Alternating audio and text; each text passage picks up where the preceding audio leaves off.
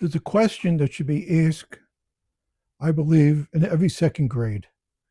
They just learned how to read. They just learned how to read when they learned it in pre 1A. And now all of a sudden, the Rebbe is introducing a new Ksav Rashi.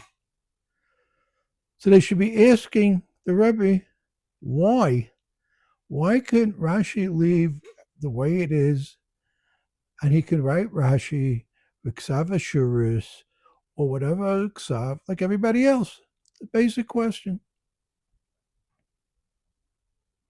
So to understand why Rashi did, you have to go to Jewish history. So we don't have the machbereses now. I don't see. There used to be a blue machberes when I was a kid. And the blue machberes had the way you write, not just Ksav Ashuris, the way you write script, so to speak. And then it had Rashi's Ksav, the way it's printed. And then it had how Rashi was written. So we know that Rashi was written special also, not just the way we have it printed. Rashi was always printed, always written special. Why? You look at Jewish history, it says we had Torah Shebiksav, and we were not allowed to write. That was Torah Shebal Peh. When Yehuda HaNasi came, and Yehuda HaNasi was mechadish that you can write. And Yehuda HaNasi was 97 when he started writing Mishnah. And he was nifta when he was 100. So the period of Mishnah that Rav Yehuda HaNasi did was really a 3-year period. Because it was so close and it was so quick, things were not explained. And his Talmidim, Rav Chia, Rav Yishmael, they wrote.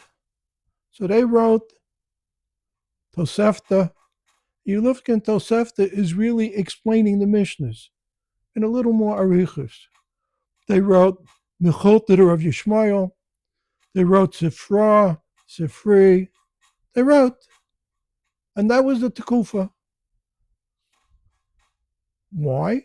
Because Yehuda HaNasi felt, Klal Yisrael, the level of scholarship is going down.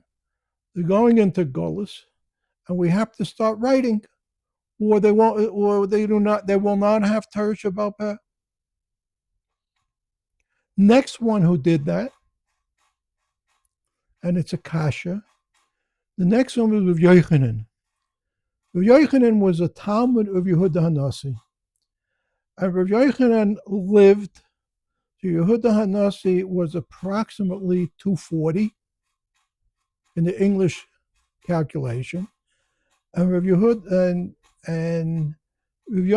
lived to about 290, with 290 and change. And he wrote Yerushalmi.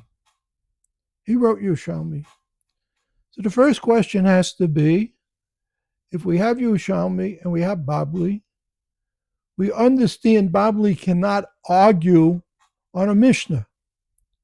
So why can they argue on Yerushalmi? And our Kabbalah is the difference between Babli and Yerushalmi. We go according to the Babli. Why is that? The answer is also history.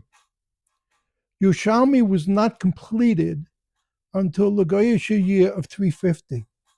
And Rav Yochanan was nifta in the 290s. That meant they kept it going. So it wasn't just Rav Yochanan anymore. It wasn't just a Tana. They diluted it. And because they diluted it, at a later date, we don't have to mekabel that's psak from a Tana. Then what was the next period? The next period was Shas, Babli. And Shas Babli was approximately between 440 and 500 in the English calendar. And they went through it twice. And they had Yachei Kala twice a year. They had Yachei Kala. And the Chidah explains the Yache Kala. You had Ashros Hashchina. You felt the Malachim were there, and they did Babli, and they did Babli to such a level that they then made a second pass.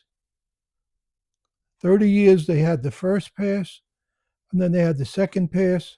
There were certain Gemaras they did not have a chance to do on the second pass. It was done by Ravina and Rashi, and it's a Kabbalah which Gemaras they are, and it's a Kabbalah. Those Gemaras are harder to learn because there was not a second pass. What happened after that? After that, you had the Sabaroi. That is what they are called. The Sabaroi did not write Svarim. The Sabaroi's role was to give over Babli. So the next 100 years, their role was to give over Babli. That was their cheshbon. And they saw they had to. Because look what happened to Yerushalmi. Yerushalmi got diluted. They didn't want that to happen to Babli. So the Gedolim of the next 100 years decided we are not putting out our chidushim. We are just making sure that Babli is given over properly to the next generations. And that's what they did. But let's understand what we're saying here. There was no Pirush on Babli. There was no Pirush on the Mishnah. Maybe Babli is a Pirush on the Mishnah. Yerushalmi is a Pirush on the Mishnah. But there was nobody wrote Pirushim. How was Torah handled the next couple 100 years? The next couple 100 years, you had the economies in Syria and Pumbedisa. And all the shilas that they had, so now Klal Yisrael had spread out. They spread out not just Iran and Iraq, but they spread out into North Africa, and they spread out into Europe. And whatever they had a big shilah, an important shilah, or clarity, they'd enclose a check, let's use that term, and they were supporting Syria and Pumbedisa, the economies. And what do those economies produce? Those academies produce shilas v'tshuvas. Could be the most famous shilas v'tshuva is the Siddur. They sent Rav Amram Goyen in about 750, tell us the Siddur. Rav Amram Goyen thanked them for the money, and he wrote a Siddur. But nobody was putting out explanations of the Gemara. Nobody was putting out anything on Chumash.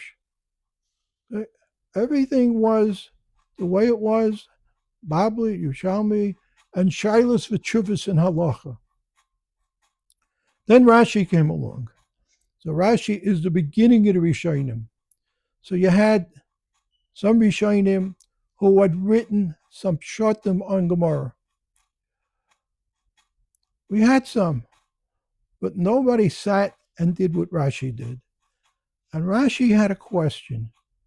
Are you allowed to do it? It's been almost 400 or 500 years since the Gemara was closed. Are you allowed to write a pirush on the Gemara? Are you allowed to write a pirush on Chumash? Rashi wasn't clear. Is it considered Torah Shabbal Peh, and you are not allowed to write it Biksav? Wasn't clear to Rashi. So Rashi felt he had an Eitzah. What's the Eitzah? He write it in Ksav Ashuris. He'll make his own hieroglyphics. Okay? And based upon these hieroglyphics, the Rishonim seem to have agreed with him.